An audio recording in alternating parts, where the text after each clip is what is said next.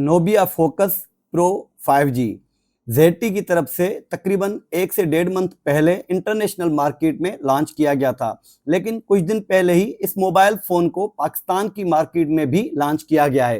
क्या ये mobile phone जिसकी प्राइस 58,000 रुपीज पाकिस्तान में रखी गई है, जो कि आफ्टर डिस्काउंट अबाउट 55,000 यानी कि 55,000 के प्राइस टैग में पाकिस्तान की मार्केट में आप लोगों को इजीली अवेलेबल मिल जाएगा।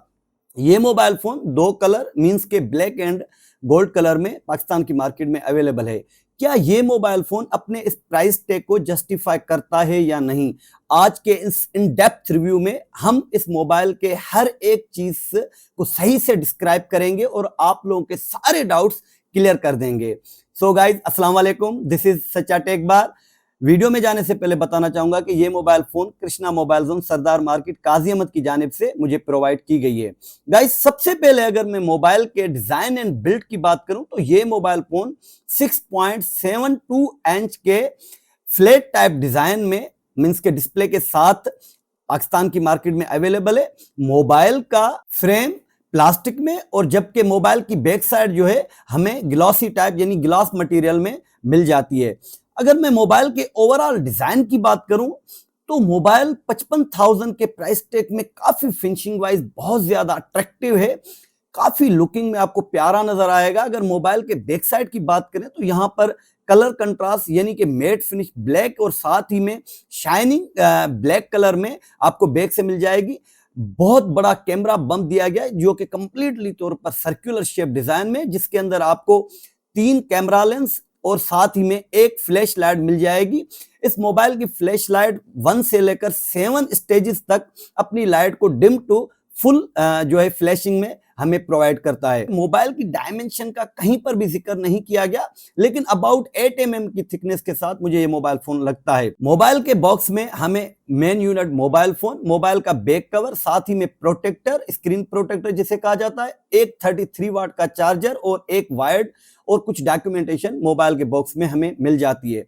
गाइज, अगर मैं मोबाइल के फ्रेम की बात करूं तो यहाँ राइट साइड में सबसे पहले हम अगर देखेंगे तो हमें एक पिक्चर को कैप्चर करने के लिए एक टच सेंसर दिया गया है। उससे ऊपर हमें ऑन ऑफ की दी गई है। उससे अगर थोड़ा सा हम ऊपर जाएंगे तो हमें एक स्लाइड बटन दिया गया है जिसमें आप एट ए टाइम मोबाइल के कैमरा को डायरेक्ट सेट कर सकते हैं, यानी अगर इस बटन को आप ऊपर नीचे करेंगे तो इसका कैमरा ऑन होगा, या फिर इसको साइलेंट मोड पर भी रख सकते हैं, या फिर 2 अदर फंक्शन भी इसमें दिए गए हैं। मोबाइल की अपर साइड की तरफ अगर हम जाएं तो यहाँ पर एक नॉइज कैंसिलेशन माइक मिल जाती है।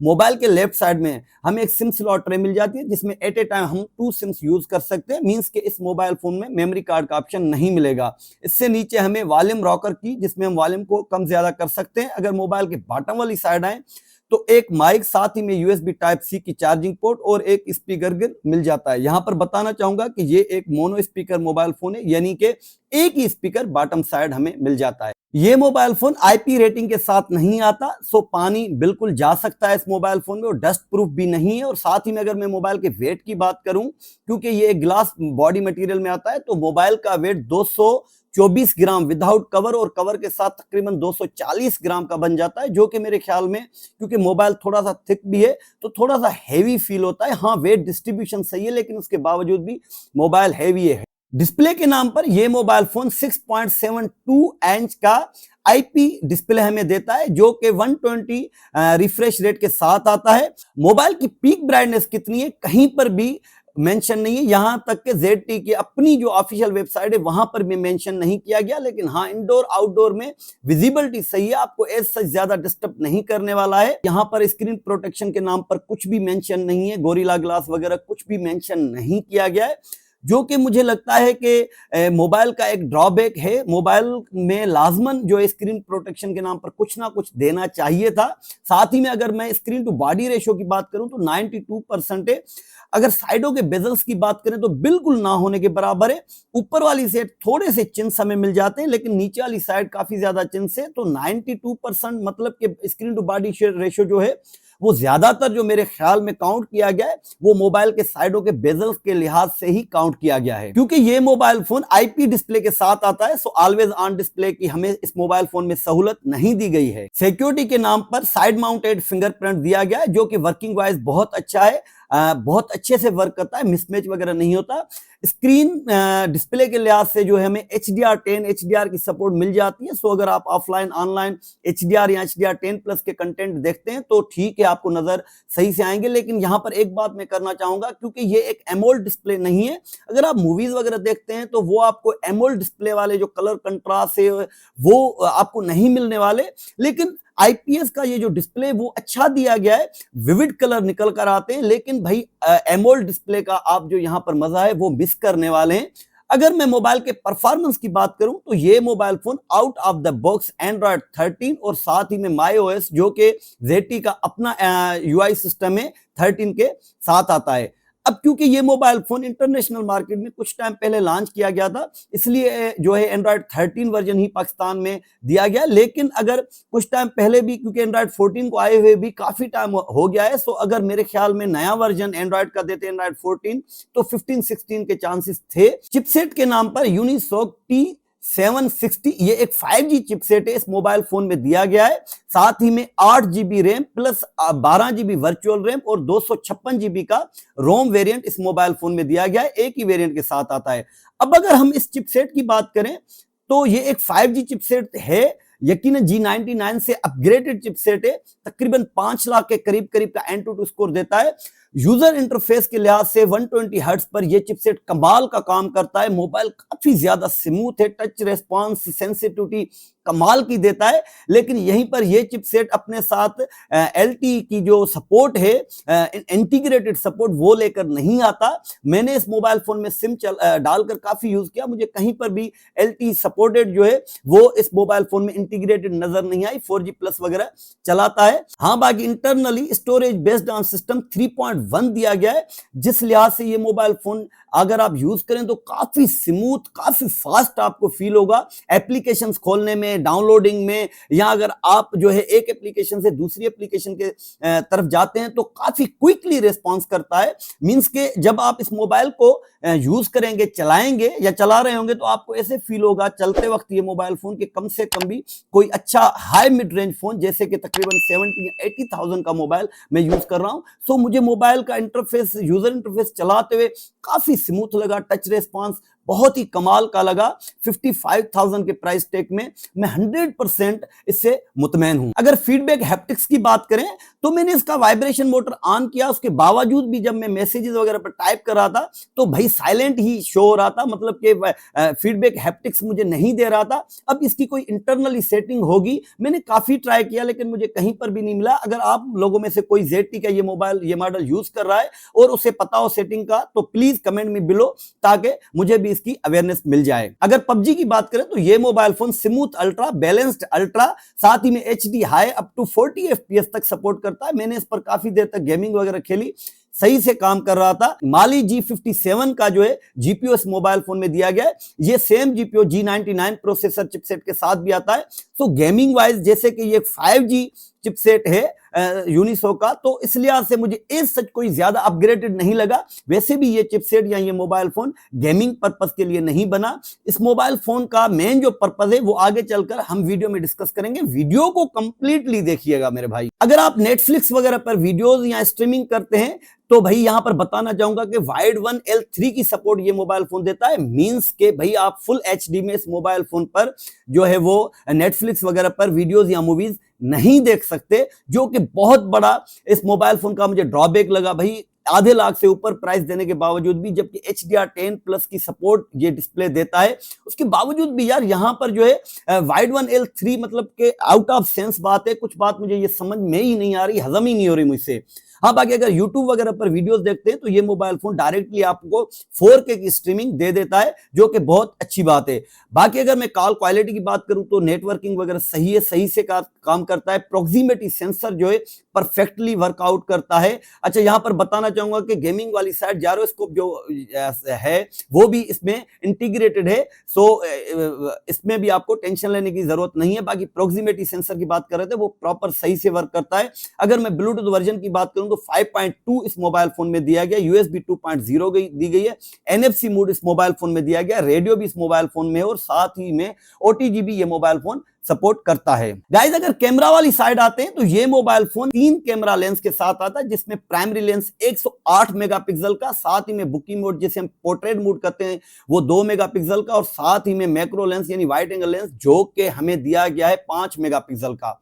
अब इस मोबाइल फोन पर मैंने काफी पिक्चर्स वगैरह निकाले, कैमरा को सही से यूज आउट किया। अगर मैं नॉर्मल इस मोबाइल का थीम बताना चाहूं तो भाई ये मोबाइल फोन बेसिकली ZT वालों ने बनाया ही एक तरह से कैमरा पर्पस के लिए है, क्योंकि इस मोबाइल फोन में जो पिक्चर आती हैं, जो अक्सर बहुत एक्सपेंसिव मोबाइल फोन या फिर DSLR वगैरह में ये मोबाइल कैमरा का सिस्टम दिया जाता है सॉफ्टवेयर का, इसके थ्रू हम एक पिक्चर को कैप्चर करने के बाद एडिटिंग में काफी ज्यादा जो है वो फ्री होते हैं। मींस के हमें काफी ज्यादा अपॉर्चुनिटीज मिलते हैं कि पिक्चर को निकालने के बाद हम चाहें तो किसी भी तरह से इसका बैकग्राउंड या फिर इसमें कलर कंट्रास्टिंग, डायनामिक रेंज वगैरह हर चीज चेंज कर सकते हैं। हाँ, बाकी अगर मैं ओवरऑल कैमरा की बात करूं तो picture quality wise, detailed wise काफी नेचुरल क्वालिटी के पिक्चर हमें देता है, काफी डिटेल्ड पिक्चर्स देता है। आप देख पा रहे होंगे डायनामिक रेंज को परफेक्टली कवर करता है, ऑब्जेक्ट को सही से डिटेल्ड में हमें जो है डायनामिक रेंज और बैकग्राउंड से निकाल कर वाजिया करके देता है। आप कपड़े वगैरह देख रहे होंगे, बिल्कुल नेचुरल टोन में ये पिक्चर निकाल कर दे रहा है। HDR की भी सपोर्ट पिक्चर मोड में दी गई है और इमेज स्टेबलाइजेशन की सपोर्ट भी हमें पिक्चर क्वालिटी में ऑप्टिकल इमेज स्टेबलाइजेशन की भी सहूलत दी गई है। यहां पर अगर आप नॉर्मल पिक निकालते हैं तो 18 mm पर, उसके साथ ही 24 mm और 72 mm जो कि इंटीग्रेटेड सॉफ्टवेयर के थ्रू आता है, आप उस पर पिक्चर निकाल सकते हैं विदाउट जो है क्वालिटी को, पिक्चर क्वालिटी को या डिटेल्ड को लॉस किए हुए। सो बहुत अच्छे से पिक्चर को हमें निकाल कर देता है। अगर पोर्ट्रेट मोड की बात करें तो पोर्ट्रेट मोड भी मेरे ख्याल में मोबाइल का मुझे अच्छा लगा। हाँ, क्योंकि 2 मेगापिक्सल का कैमरा पोर्ट्रेट मोड के लिए दिया गया है। सो इसमें जो है जूम अगर आउट आप करते हैं तो थोड़ा सा पिक्चर वो डिस्टर्ब होती है, लेकिन नॉर्मल लेंस के अपर्चर के साथ अगर आप नॉर्मल पिक को निकालते हैं पोर्ट्रेट मोड में तो अच्छे से पोर्ट्रेशन देता है, कहीं से भी एजेस वगैरह को खाता नहीं है। बैकग्राउंड को अच्छे से ब्लर करके और शाइनिंग वे में जो है ऑब्जेक्ट को क्लियर हमें दिखाने की कोशिश करता है। अगर मैं बात करूं मोबाइल के वीडियोग्राफी की तो ये mobile phone 4K up to 30 FPS और साथ ही में 1080p अप टू 30 FPS तक वीडियो रिकॉर्डिंग करता है। यहां पर मैं बताना चाहूंगा कि मोबाइल में वीडियो रिकॉर्ड करते हुए एक चीज की मुझे कमी फील हुई, अगर 1080p अप टू 60 FPS तक जाता तो सही से काम करता और जो शेकिंग है या थोड़ी बहुत जंकिंग है वो कवर हो जाती, लेकिन 30 FPS भी सही से वर्कआउट करता है। यहां पर अगर आप वीडियोग्राफी में जाते हैं तो ऑप्टिकल इमेज स्टेबलाइजेशन की जगह आपको इलेक्ट्रिकल इमेज स्टेबलाइजेशन मिल जाती है। अगर आप उसको ऑन करते हैं तो वीडियोग्राफी जो है वो 4K तक नहीं बल्कि सिर्फ 1080p तक ही आप रिकॉर्ड कर सकते हैं। चलते हुए जंकिंग में फर्क आता है, लेकिन अभी भी मुझे थोड़ा बहुत जो है अप्स एंड डाउन लगा, लेकिन हाँ फिर भी अच्छे से कवर कर लेता है। यहां पर मोबाइल में स्लो मोशन का ऑप्शन नहीं दिया गया, जो कि फिर एक बात के आउट ऑफ सेंस है कि भाई जब आप 50,000 से अब वो मोबाइल दे रहे हैं और साथ ही में जो स्पेशली कैमरा के लिए उसमें स्लो मोशन का ऑप्शन क्यों नहीं दिया गया। मैंने काफी सर्च किया, मुझे तो नहीं मिला। यहां पर भी मैं कहना चाहूंगा कि अगर आप लोगों को कहीं हिडनली स्लो मोशन का ऑप्शन इस मोबाइल फोन के कैमरा में नजर आता है सेटिंग वगैरह में तो प्लीज कमेंट में बिलो कि वो कहां पर है। अगर मैं मोबाइल के सेल्फी मोड की बात करूं तो यहां पर मोबाइल के सेल्फी के लिए 32 मेगापिक्सल का कैमरा दिया गया है। अगर नॉर्मल पिक्चर की बात करें तो सही से डिटेल्ड पिक्चर देता है, कलर काफी पंची और साथ ही में कलर जो है वो काफी नेचुरल टोन निकाल कर देता है, डिटेल्ड भी क्लियर देता है, आप देख पा रहे होंगे। पोर्ट्रेट मोड की अगर बात करें सेल्फी मोड की तो मुझे बहुत अच्छा लगा। पोर्ट्रेशन में कहीं पर भी एजेस वगैरह को खाता नहीं है, बैकग्राउंड को सही से पोर्ट्रेट करता है और साथ ही में ऑब्जेक्ट को क्लियर करके दिखाता है। अगर मैं वीडियोग्राफी की बात करूं तो सेल्फी कैमरा हमें देता है भाई 1080p अप टू 30 FPS तक ही वीडियोग्राफी। यहाँ जो फ्रंट कैमरा है यहाँ पर भी हमें इमेज स्टेबलाइजेशन का ऑप्शन दिया गया है। सो वीडियोग्राफी भी बहुत अच्छे से करता है और फ्रंट कैमरा से। यहाँ पर आप जैसे ही मोबाइल को लैंडस्केप करेंगे तो यहाँ पर आपको नजर आ रहा होगा ये जो ऊपर वाला यहाँ पर कैमरा का निशान बना हुआ है फ्रेम पर, ये सेंसर यहाँ पर लगा हुआ है जो टच सेंसर है, इसको यहाँ पर क्लिक करते ही पिक निकल जाती है और आप जैसे ही लैंडस्केप करेंगे मोबाइल को तो यहाँ पर आपको एक येलो लाइट इंडिकेट करके बताएगी। सो कैमरा वाइज ये मोबाइल फोन मुझे बहुत पसंद आया। गाइस अगर बात करें मोबाइल के बैटरी की, तो ये मोबाइल फोन 5000 यानी 5000 mAh की ह्यूज बैटरी देता है, जिसको चार्ज करने के लिए 33 वाट का चार्जर इस मोबाइल के साथ दिया गया है। 0 to 100 करते हुए तकरीबन 1 घंटा 20 से 30 मिनट के अंदर अंदर ये मोबाइल फोन लेता है, इन्वायरमेंट पर डिपेंड करता है।